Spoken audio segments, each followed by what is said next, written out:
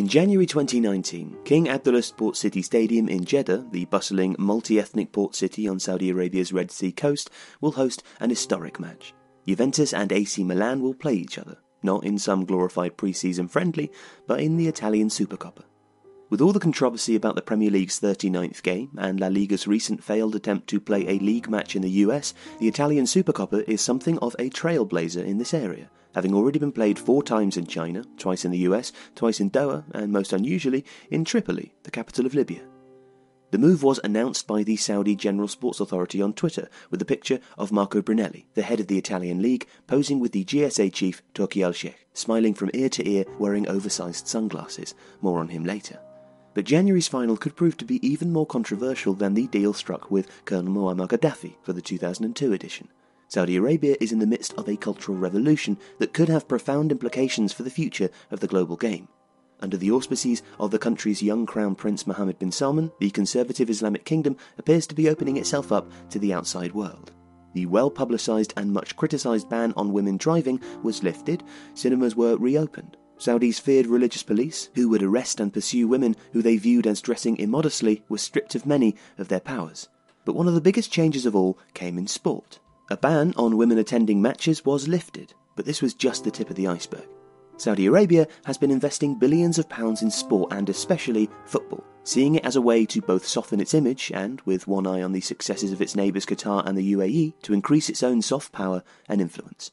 The kingdom is thought to be the driving force behind a massive proposed $25 billion deal with FIFA that would completely revolutionise the game and challenge the Champions League for global supremacy. The kingdom has moved to privatise the clubs that make up its hugely popular local football league, and a multi-million-dollar deal was struck with La Liga that saw Saudi's top stars move to a handful of clubs in Spain in the hopes of getting top-level experience in the run-up to the 2018 World Cup, even if the 5 players that did go barely played and instead got hammered by Russia in the opening game 5-0, as Russian President Vladimir Putin, Mohammed bin Salman and FIFA President Gianni Infantino bantered with each other in the stands. And there could even be a Saudi-backed purchase of Manchester United on the cards.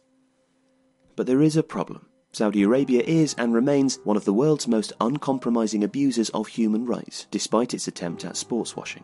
There is zero democracy. According to the Cornell Law School's death penalty database, Saudi Arabia has executed at least 1,065 people over the past decade. There is effectively a gender apartheid in the country, even after taking into account the lifting of a ban on women attending games and the ban on driving. Still, in November, both Human Rights Watch and Amnesty International revealed that they had collected testimonies from leading women's rights activists who had recently been arrested in the kingdom and, it is alleged, tortured. The liberal blogger Raif Badawi was sentenced to 10 years in prison and 1,000 lashes for his outspoken online activism. He remains in prison, reportedly in poor health after receiving his first 50 lashes, along with hundreds of other political prisoners. But even he escaped lightly compared to Jamal Khashoggi, the dissident Saudi Washington Post journalist and critic of Mohammed bin Salman, who was lured to the Saudi consulate in Istanbul, murdered, dismembered and disposed of by a squad of security personnel with links to Mohammed bin Salman. He quickly acquired the nickname Mohammed Bonesaw and became something of an international pariah. But there was a time when things were very different. In 2017, Mohammed bin Salman, the Saudi king's favourite son, was elevated to the position of Crown Prince. He had a new strategy, Vision 2030, a plan to diversify the country from dependence on its vast oil wealth garnered from the world's largest oil reserves. The plan to economically and culturally diversify the country was necessary, given that by one count 60% of the population was under 30. And part of this strategy was also about presenting a new face of Saudi Arabia to the world. With the strong support of Donald Trump's administration in the US, as well as Mohammed bin Zayed, the Crown Prince of the United Arab Emirates, who groomed Mohammed bin Salman was feted in the West as a reformer, although this didn't last too long, especially after 200 Saudi elite figures and businessmen were effectively held in the gilded prison of the Ritz-Carlton Hotel on Riyadh on accusations of corruption and only released allegedly after paying billions of dollars back to the state. Sport, however, can show the world a different face. In 2017, Infantino travelled to Saudi Arabia to meet with Saudi Arabia's king, as well as Mohammed bin Salman and the GSA head Turki al-Sheikh, a key ally of Mohammed bin Salman who has spearheaded many of the reforms within football.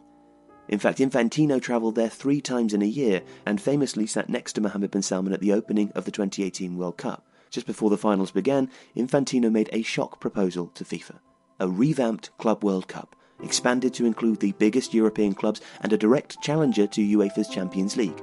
There was also a proposal for a global version of UEFA's Nations League, but the deal, it later emerged, also included rights to future World Cups and its vast and highly lucrative archive of intellectual property. Videos, photos, computer games, the works.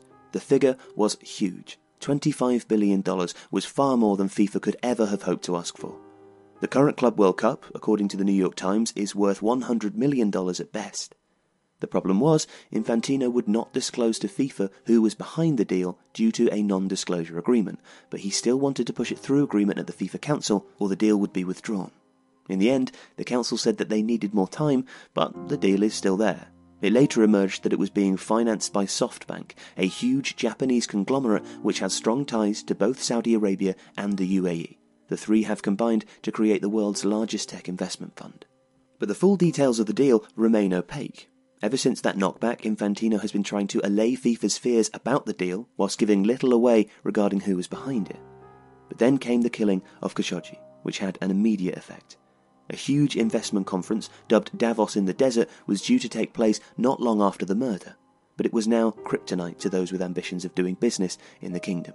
One of those figures planning to attend was Avram Glazer, co-chairman of Manchester United, and it was alleged that the visit was a chance to sound out the possibility of a £4 billion sale of the club to none other than Mohammed bin Salman. But after the Khashoggi killing, which Mohammed bin Salman was heavily implicated in giving the go-ahead for, but for which he has strongly denied any involvement with, Glazer allegedly pulled out. The killing also put the brakes on the $25 billion FIFA deal, which had been heavily backed by Infantino, but strongly opposed by UEFA's president, Alexander Ceferin. Infantino was forced to stress that direct state funds would not be used to pay for the deal, but few more details were given. But that isn't the end of Saudi Arabia's interest in the game. The next months will see whether one strategy will come to fruition, namely the expansion of the Qatar 2022 World Cup to 48 teams. Saudi Arabia and the UAE has led a boycott of Qatar on the tenuous grounds that it supports terrorism. The blockade, as it is known in Qatar, has largely failed, but Saudi Arabia and the UAE have made taking the World Cup away from Qatar a key foreign policy goal. And if they can't get that, then they could at least force Qatar to share it with them. Such an expansion to 48 teams at this late stage would be almost impossible for Qatar to accommodate, meaning that it would, indeed, have to share with other countries. And the most enthusiastic backer of the expansion? Gianni Infantino himself. In November, he addressed the leaders of the G20, the largest 20 economies in the world, in Argentina, Mohammed bin Salman amongst them. After saying for years that sports and politics should be separate, Infantino gave a speech that claimed football could in fact be used to heal social and political divisions. One example, the rift between the Gulf states. Maybe, if football makes dreams come true, in 2022 we could also experience a World Cup in Qatar as well as, why not, some games in other countries of the Arabian Gulf. But this is another story, hopefully with a happy end. Inshallah, he said. Later, he told The Guardian that expanding and sharing the World Cup could help bring peace in the Gulf. When asked about Saudi Arabia hosting matches, he said, if any discussion around the World Cup can help in any way whatsoever to make the situation evolve in that region with regard to Saudi Arabia, it's a nice impact, maybe. But the ghost of Jamal Khashoggi looms large with every Saudi investment now. Whether it's Manchester United's strategic partnership with GSA signed in 2017 with Turki Al-Sheikh holding up a Manchester United shirt with his name on the back, or their alleged proposed takeover of the club. In fact, Turki Al-Sheikh was removed from his position as the head of the GSA thanks to the fallout from the killing. Al-Sheikh was once a private bodyguard of Mohammed bin Salman who rose from nowhere to be one of Mohammed bin Salman's key advisors. In fact, Khashoggi himself feared him. They're very thuggish, people fear them. You challenge them, you might end up in prison, he said of Al-Sheikh in private comments published by Newsweek after his death.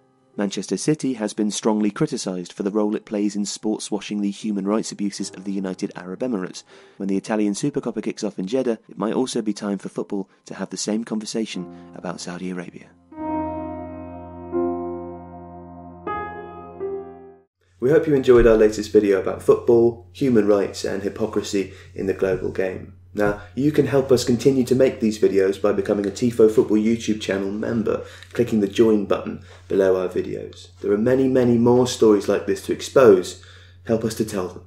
Thank you.